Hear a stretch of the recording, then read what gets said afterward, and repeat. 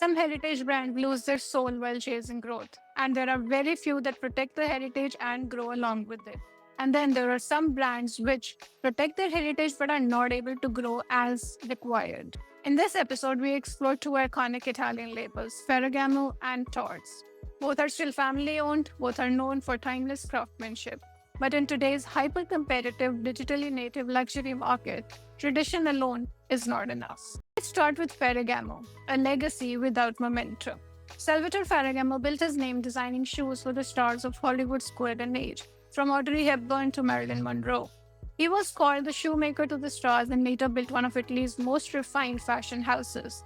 The brand grew steadily through the 20th century, expanding into fragrance, ready to wear, and leather goods, all the while remaining under family ownership. But over the past decade, Ferragamo has faced a different kind of pressure. Declining cultural relevance, conservative design language, digital and Gen Z disconnect. And while the sales remained steady, the brand lacked heat. From Ferragamo to Tod's. Now, let's talk about Tod's, which is a craft without an urgency. Tod's is another icon which is born from artisanal shoemaking and grown into a global name for quiet luxury. Founded by Denorville family, it's best known for its Gomino driving loafer, understated, handcrafted, and instantly recognizable. But in the recent years, Tod's has struggled to expand its cultural footprint. The reasons are very familiar: heavy reliance on a single core product, limited fashion storytelling, and slower pace in marketing and innovation. Despite hiring respected designers and pushing deeper into the ready to wear, the brand remains deeply traditional.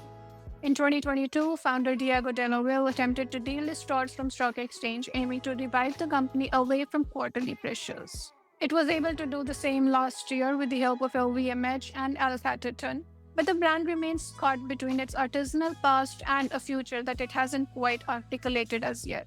So when looking at the bigger picture, what do Ferragamo and Tod's really show us?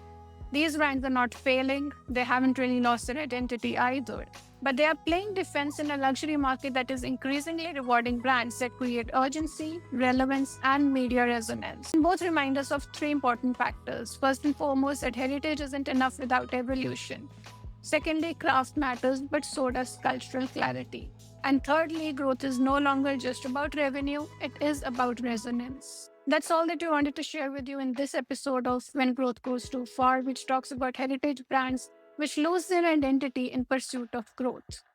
Tod's and Ferragamo are both two brands which have maintained their heritage, which have maintained their identity, but are struggling to grow.